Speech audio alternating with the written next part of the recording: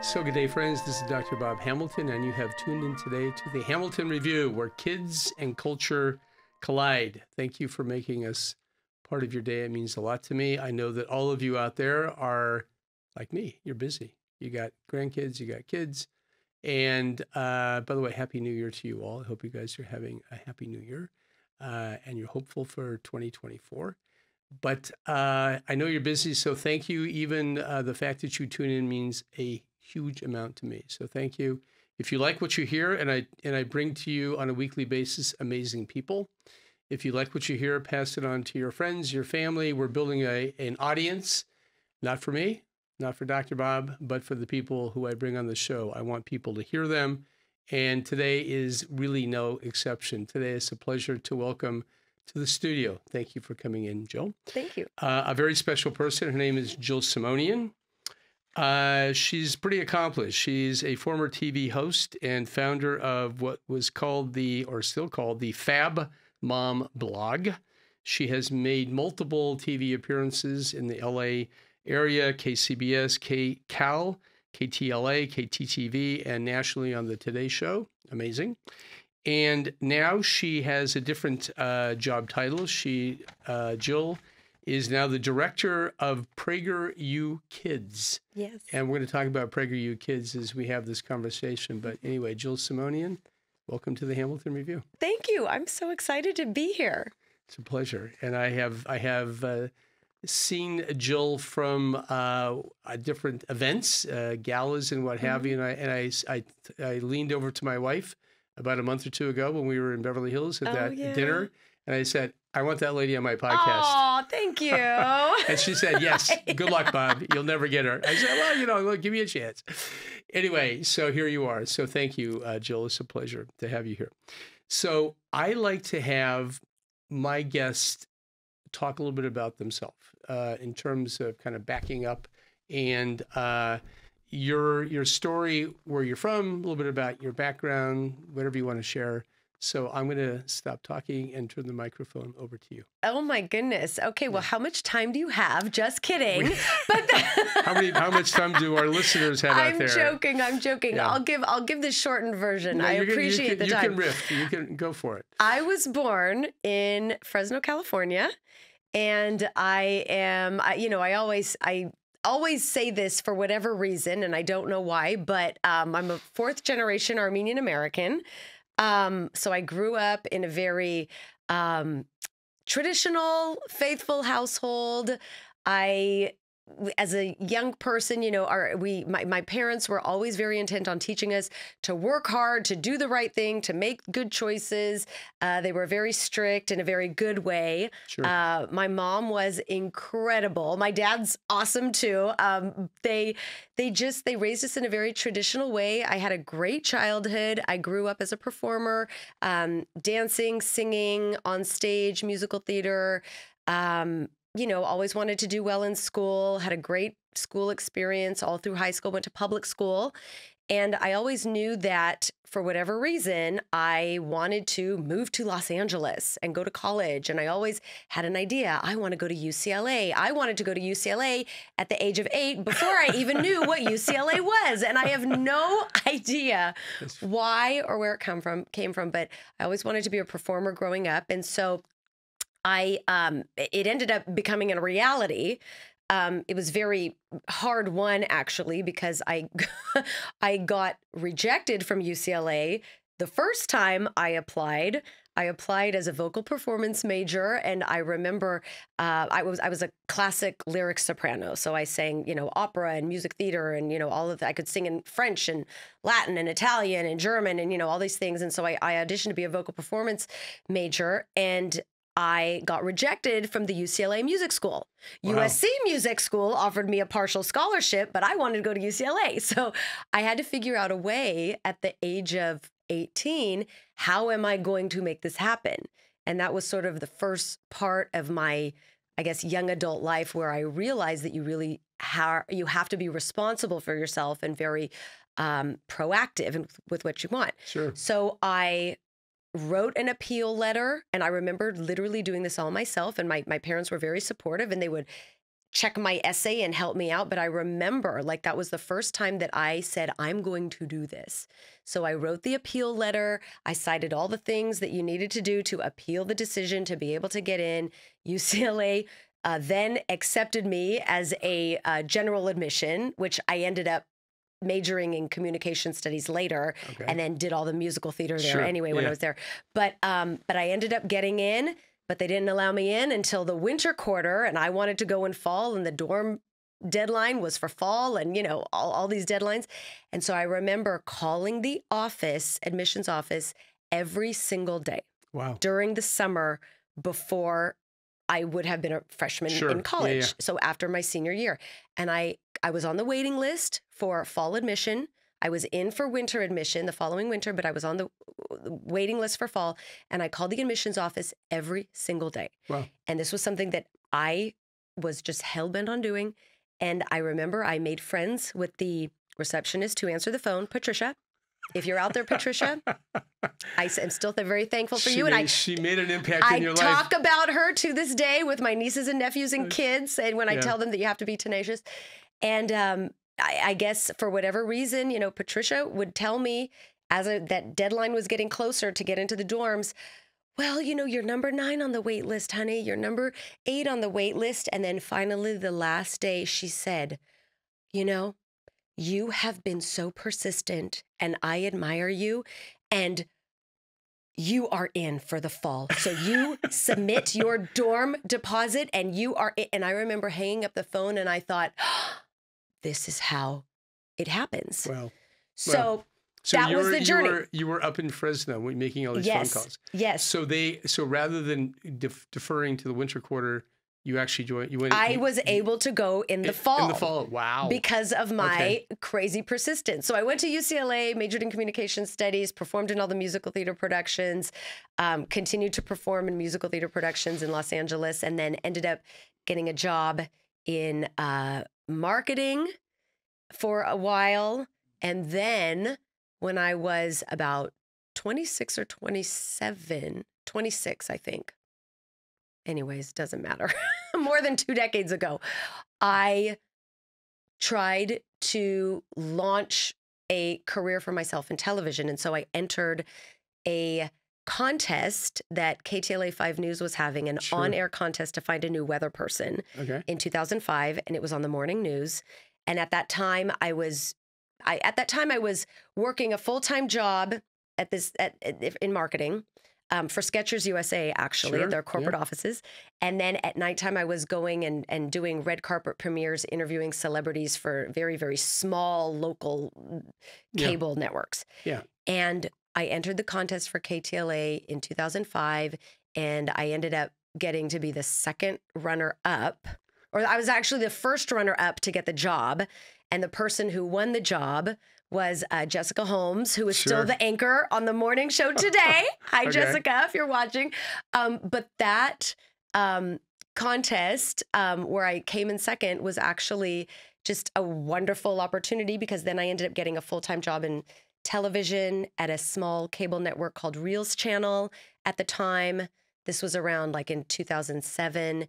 And I got to do all the celebrity interviews and entertainment journalism and reporting and Oscar red carpets and behind the scenes movie premieres and all that. So then I worked as an entertainment reporter and a television host for a few years, got married, had kids, wanted to stay home a little bit more. So when my contract ended at the full-time job, the dream job, that I had, I started blogging, and then I shifted into parenting and online media. Yeah. And now I'm here. And you founded the what is it called? The Fab Mom blog. Yes. So are you still blogging? No, I'm not. I'm not still blogging, only because I simply don't have the time for it. And at the time, I remember I started blogging for a few reasons. I wanted to stay creative. Yep. And because I didn't know what I wanted to do work-wise, I said, I'm not going to just completely obliterate myself from being in the media atmosphere, for potential future jobs. And so I always loved to write. And so I continued to blog, and then I turned those blogs into television segments for family and parenting topics on TV. and I would, I mean, you know, these are things that I would get sponsored. I'd be paid for them. I'd be a brand ambassador for different brands, and then I had a few freelance jobs for different television shows between, oh, I don't know, like 2012 through 2020. And yeah, the Fab Mom ended up being a really great freelance part-time place for me to share my thoughts about motherhood with, you know, 2 young toddlers. I had two under 2, 2 kids under 2 at one time. Yeah. And yeah, it ended up becoming a segment, a permanent segment on KCBS and KCAL between 2018 and between 2016 and 2018 is where I would do parenting segments twice a week. Camera. You would go on camera. KCBS hired me to do the parenting talks. Yeah, it was fun. You know what? I feel like I saw you, probably during some of those little shoots. You probably said, "What is that girl talking about? She doesn't know what she's talking about." I listen. There are a lot of parents out there who need a lot of help. Okay. Oh, well, I was one of them. Yeah. And as pediatricians, we can only give you so much, and we typically, there are certain things we don't know that much about. I mean, honestly, we really don't know all of the details about some of the products and different things out there. So listen, people like you are invaluable to our patients. So you ended up, okay, so you had a lot going on. I had a lot, yeah. And you're clearly a person with a lot of energy and abilities. And so you ended up getting involved with PragerU. Yes. And first of all, let's talk a little bit about PragerU, because I think this is important. Mm-hmm. You're not doing PragerU per se. You're doing PragerU Kids. I know that. We all know that. But I want to tell us a little bit about PragerU. So PragerU is a nonprofit. It was started in 2011 by Dennis Prager and his producing partner, Alan Estrin. Yep. 2 brilliant minds. And I do not use that word lightly. I am not a fangirl of just anybody. I am just so sincerely blown away by how much I have learned about how to think clearly, how to think freely, how to understand why I think and why I think the way I think or have opinions about certain things. Sure. So PragerU is still a nonprofit, and it was started to create 5-minute videos to educate folks about different topics. Right. About taxes, about how government works, about religion, about hard work, values, name your topic. If you go to our website, prageru.com, there are more than 500 5-minute videos only. And the 5-minute video series is just a small portion of what we do. We have, all sorts of different series on there to just educate people and really bring us all together through our differences. Sure. Discussing American values, honoring what brings us together as Americans, even though we might all think differently. It's a great place to learn. It really is. And I actually, every week I get a 5-minute video in my inbox and watch them usually. And they're always amazing. They're always extremely well done. And I do think that basically I want to read something because I think this is important. And I recently went to one of the galas for PragerU, and I've been a supporter for PragerU for a long time. For those of you who are listening, that is true. And they put out their little brochure, and there's a short little article here that I'd like to read, some of it anyway. And part of it, by the way, part of the whole idea of the PragerU was to kind of push back on some of the woke culture. Yeah. I don't think it was called woke culture in 2011, but it was part of the culture that was happening, and there was this need to inject maybe a different perspective, and maybe more truthful perspective into the whole picture. And that was kind of the genesis of this. Now, mind you, backing up a little bit before 2011, of course, Dennis Prager has had a national radio show for years, and he has millions of listeners on a weekly basis, and he's well known for those of you who are talk radio people. But anyway, this little article, here's what it says: the left And by the way, PragerU tends to be a little bit more to the right, but don't get anxious here. The left makes up his own truth, quote unquote, using cradle to grave messaging. These lies about American and Judeo-Christian values are told to Americans on a massive scale. If these lies are told often enough without being challenged, and that's kind of the idea of the whole PragerU thing, without being challenged, young people particularly will believe them, not because they make sense, but because that's the only thing that they hear. Correct. At PragerU, we strap a rocket to the truth. Prager people in general, and Dennis Prager personally, adores truth. That's he'll say that frequently. It's at the core of everything we do. It inspires every piece of edu training, content that we create for ages 4 to 104. Yes. I love that. Yeah. We are dedicated to a life guided by biblical values, protecting children's innocence, celebrating America's exceptional history, civic responsibility, rejecting woke culture, and we can talk about woke culture, what that means, and defending free speech. In a world where young people spend an average of 8 hours, mind-boggling, 8 hours a day online. It's scary. Digital media is the only vehicle to reach a critical mass of Americans fast enough to undo the lies of those who are putting out a lot of the information. While the damage done to young people has taken decades, our solution must be rapid. And I do think, Dennis, I just happened to catch a clip of Dennis. He was at a recent conference in Arizona, and he said, there's a lot of pushback to PragerU, right? Yeah, there is. And I'm always amazed because if you actually look at the content of these videos, they're not throwing, and I looked at a lot of some of them are like about the Korean War. Yes. They're like, why did we fight the Korean War? Yeah, like Wow. Pearl Harbor. It isn't like these are highly politicized 5-minute videos, but the pushback is intense. And you live in that world. Why is there so much pushback? It is insane to me, and I'll tell you, the world, our society has become so radicalized, and that is the only word that I can say. It has become so radicalized that even a recap of why we fought a certain war is seen as offensive. Which is, I don't understand that. And it's something I'm not sure that I will ever understand. I've had so many people attack. I mean, first of all, like we get attacks online for PragerU and PragerU kids for that matter on the daily. Yeah. On the daily, calling us fascists, calling us, fill in the blank phobics of, name everything. I personally will get attacks on my character for things that I've never even said from people who don't even know me.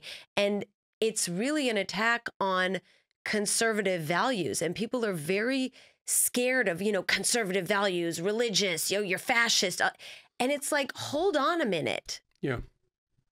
To say that our country was founded on Judeo-Christian values is not hate speech. It's not radical to say that. Go to our founding documents and look it up. Yeah. It's fact.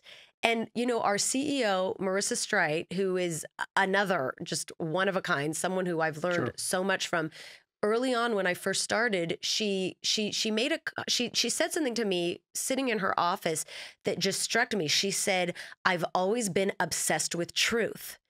And it's not a profound statement, but for whatever reason, in that moment, it hit me that, oh my gosh, we have moved so far away from people being able to say truthful things to one another and just have a conversation. And now, in the past 3 years that I've been there, I myself am obsessed with truth. Yeah. I'm obsessed with truth.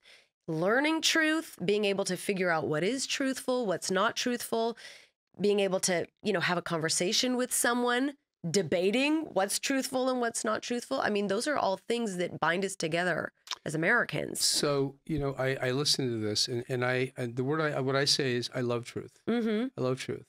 And the other thing I like to say is I'm not afraid of truth, because I think truth brings light and it brings illumination.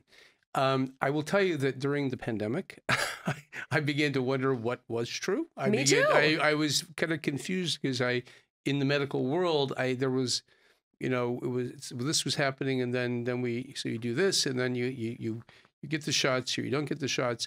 You have masking one day, then you don't have masking, and it was kind of like this back and forth. And I began to, now mind you, I do think that during the pandemic in particular, we were groping. We were all groping. We were trying to figure out what is this? What is it? Was it dangerous to children?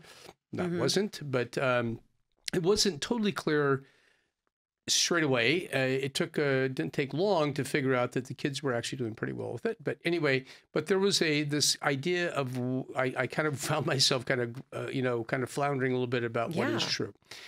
So I do love the truth. When the truth is articulated and, shown to be, shown clearly, that is something that I really do love. And I know that is kind of where PragerU is. Yeah. And if you look at their videos, they really are truthful. They're they're backed up with tons and tons and tons of facts. We do so much. I hate to interrupt you, but I have to say, we do so much research.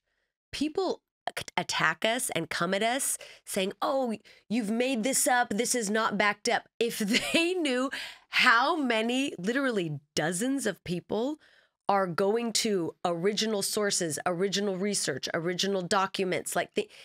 There's so much research that goes behind every single video. Yeah. It's almost comical. You can't, anyway, I'm aware of that. And I know that the fact that they're not going to put out spurious information because first of all, they'll get, I do think that, falsehood ultimately is found out, and, plagiarism, we can figure out plagiarism these days too, right? We have these AI, little computers that kind of scan through all of the literature and they go, that's plagiarism. And so it is, I know for a fact that before any of those videos, these are 5-minute videos actually are produced and put online, that they are absolutely accurate. So anyway, I do recommend people look into PragerU. I happen to adore PragerU. Thank you. Because you guys are doing a good job. And again, it's because I do love truth. And I think that the veracity of these 5-minute videos is unquestionable. So, but that's not what you're doing. You're doing PragerU Kids. Kids, yes. And this began, so PragerU began in 2011. Right. As 5-minute videos, period. This thing called PragerU has blossomed into this, this gigantic thing, media entity. You are now part of a subset of that bigger entity called PragerU Kids. So tell us a little bit about what is PragerU Kids? Okay, so PragerU Kids are videos for kindergarten through 12th grade. Okay. And the videos are, we call it edutainment, because they're educational, where they can be used by parents and teachers to actually teach children facts about history or our values. We have episodes now about financial literacy and civics for the older kids, middle school and high school. But we teach children in an entertaining way. And our CEO came up with this phrase a few years ago. It's broccoli for the brain. And I'll say that, you as a pediatrician, what do you always ask your patients? Are you eating your vegetables? Every time I take my kids to the pediatrician, they always want to know, what are you eating? What are you eating? And I remind my kids, tell them that I do cook vegetables. Don't say, oh, I'm eating the macaroni. You do eat broccoli, actually. So, so we say broccoli for the brain. You hand them the cue cards and say, okay. Exactly. That question, I'm eating lentils and lettuce. And that's funny. But it's the broccoli for the brain. It's nutritious content that's age appropriate, that is educational, but we make it fun and lively with characters and colors so that it's like you're putting cheese all over the broccoli so that the kids will eat the broccoli with all the cheese on top because it tastes good, but they're getting the nutrients of the broccoli. They're getting the broccoli. Yep. So that's what we do at PragerU Kids. And it started, I was hired in the very beginning of 2021. And it came upon very unexpectedly. You probably heard this story if you were at the gala, but because I have told this story before, but I remember in the middle of 2020, when all the lockdowns were happening, I was, for the very, very first time, very vocal online about what I thought about social and political issues, because my kids were not allowed to return to school. And I was very vocal online for the first time in my life, because I was not at that time employed by a television station where they kind of want you to just, cool it. Cool it. So I was talking about the school closures and the lockdowns and very not complimentary towards the teachers unions. And out of nowhere, in late summer, I got an email from Marissa Straight, our CEO. Sure. And I saw it and I thought, well, this is weird. This is a hoax. Someone's catfishing me. No one from PragerU would be contacting me, so I ignored it. So she sent another note, and then I finally realized, oh, this might be the real CEO of PragerU. Sure. And I looked her up, and we ended up connecting, and she said, I've noticed how vocal you've been online. Would you like to come in and do a 5-minute video about our education system, how it's become very corrupted by these directives and critical race theory and DEI? And so I said, absolutely. So I went in December of 2020, did a 5-minute video, which is still on our website. Sure. It's called What's Happening in Your Child's School. And shortly after filming that video, Marissa called me back and said, this is very unexpected, but I want to start a parents group at PragerU. We don't know what it's going to be, but I want to bring you on to help develop it. And I thought, wow, this is out of nowhere. Yeah. And I ended up taking the job. I started in January of 2021, and she and I and a few other people were sitting in her office, and we said, okay, what is our first show going to be to start to teach children American values? Because kids in kindergarten now are not being taught responsibility or hard work or that we're created equal under God. They're not being taught these basic American values with classic stories that unite us all, that we, learn lessons from as children. And we came up with the show Otto's Tales. And we started with folk tales that were universal, that taught a good moral lesson. And we got a big bulldog costume to play Otto, Dennis Prager's, bulldog. May he rest in peace now. Right. The dog has passed away. on to dog heaven. But but Otto still lives in Otto's Tales. And then we started developing books. And our first series of books was all about teaching our American holidays and why we celebrate the 4th of July and why we celebrate President's Day and Mother's Day and Columbus Day. And to our surprise, we actually started getting pushback about some of those very first books. There was huge concern about Columbus Day, and they're teaching children about this vicious, horrible Christopher Columbus who came here and killed everyone. And we are like, hold on. Yeah. And that was our first indication of, oh, wow, they come at us for our, regular content. They're going to come at us for our kids' content too. Yeah. And even maybe more. Even more so, vociferously, More so. So we started developing more shows, and we have about 9 different episodes now on PragerUkids.com. Subscription is free. Everyone can get, all of the shows in their inbox every week, but it's really educational, fun stuff. And we get so much great feedback from parents, which fuels us. We have seen it, and actually the Otto's Tales, you have books now, you have books and you have video content. You're also developing, and I didn't realize how vast it really is. It really is, you have a Let's Visit that's coming out. Is that happening? Yeah, Let's Visit is a series that we did this year, and it took kids to all of our different American landmarks. Okay. Statue of Liberty. Where did we go? We went to an American farm. We went to Hoover Dam, an Alaskan glacier, Pearl Harbor, teaching kids about all these different amazing parts of America. Yep. And then this year, for 2024, our book series is Let's Meet. So we're introducing kids to community helpers. Let's meet a police officer. Let's meet a baker. Let's meet a teacher. Let's meet a librarian. Really just reinforcing all of the people who keep our communities and countries working. Functioning. Yeah. Wow.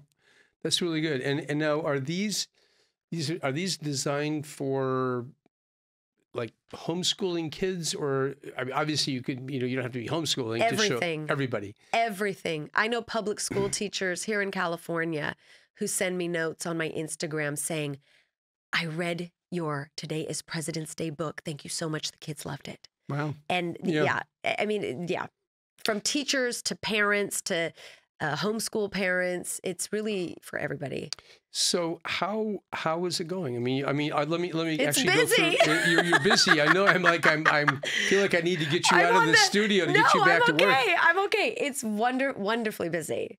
We're always creating something. I love it, and you really are. It's getting quite vast here. You also have a thing called Unboxed USA. Tell us about that one. That's one of my news shows. So I was very lucky. I was a co-creator on Otto's Tales, a co-creator on our show Craftery, which makes a craft and teaches a little history lesson. I co-created a show, Guess or Mess, which is a game show with all sorts of messy stuff where kids learn about presidents. It's a quiz show. It's like a game show. Okay. Somebody gets a pie in the face at the end. The kids are learning about our presidents, right? But then it's in the context of this fun game show. The next show that I'm creating with the team, and because we have a huge team of people, it's not just me. I want to be very clear. There's a huge team: producers, writers, animators. It's incredible. Wow. And Unboxed is going to be premiering later this year. Okay.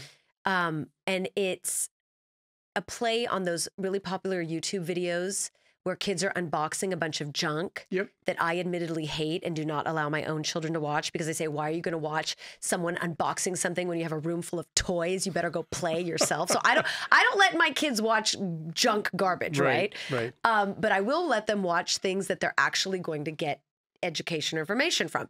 So I thought of this show where in boxes you get clues with all sorts of weird objects to try and figure out what mystery state the episode is about. Wow, interesting. So, for instance, California, you might unbox a clue with sand and snow. Or you might unbox, because that teaches us about their geography, and you might unbox a clue with, grapes and almonds, because that teaches about our agriculture. About Fresno, California. About Fresno, California, exactly. So it's a really fun game, and we are doing 50 episodes, one for each state. Kids come on, they unbox all these clues. They have to put the puzzle pieces together of what they know about history, what they know about landscape. And Unboxed is really teaching the diversity of the United States, not in the woke diversity that, that schools are trying to impart on children. Now schools want to teach the diversity based on what color skin you have. That's not the type of diversity that we're teaching about. Diversity of thought, diversity of opinion, diversity of how each of our states are very different, but we all need each other to be one country. And it's interesting too, because if you look at it, if children learn how important the diversity of states are, they're going to become knowledgeable about how federalism works, why we need an electoral college, those types of things. Yeah. So it's a fun show. This is good stuff. And I kind of feel like I need to watch a couple of your episodes here. I need these shows myself, quite frankly. No, I mean, I have not been to all 50 states, but I would probably, I don't know, we'll have to see. I'll have to, when you get that show out, I'll go check it out and see how I do. Okay, so listen, I'm looking at our time here.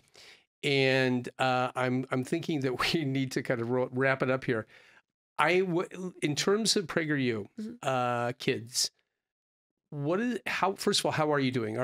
You're out there, you're in the marketplace. How is it being received? It's being received really well by our longtime fans and even new fans.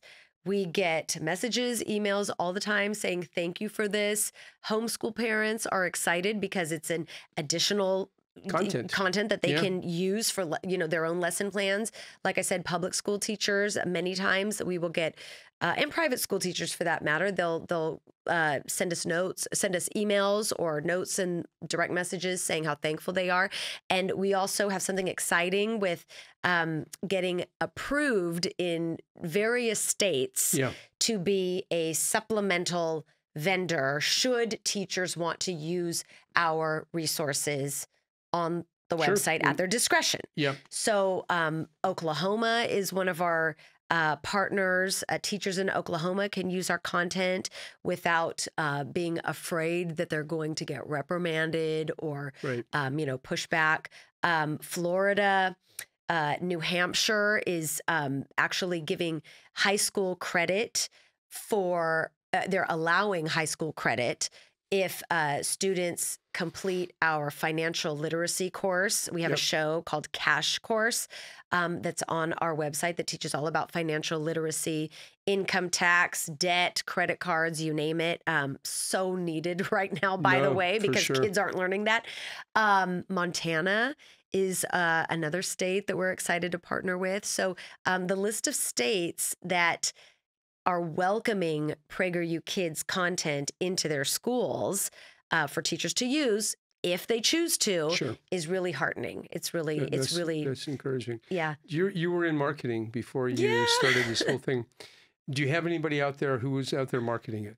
I mean, marketing, I'm not talking about to the general public, but I'm talking about to entities like school systems and. Oh, yes, we do. You do. So yes, we do. I'm not that person necessarily, but yes, our kids team, our PragerU Kids team does have marketers, so to speak. We have a whole department for marketing, outreach. The content, and for those of you who are listening, PragerU Kids is something to look into for your children. This is incredibly valuable because we all need to know our history. We all need to know about the baker and everybody else out there who's helping us in the community. And I know that they're done in a fun way. So this is something that kids will like. They'll love it. Mm-hmm. Don't let your kids watch too much videos, okay? Because I agree. I do like kids running outside. I love parks.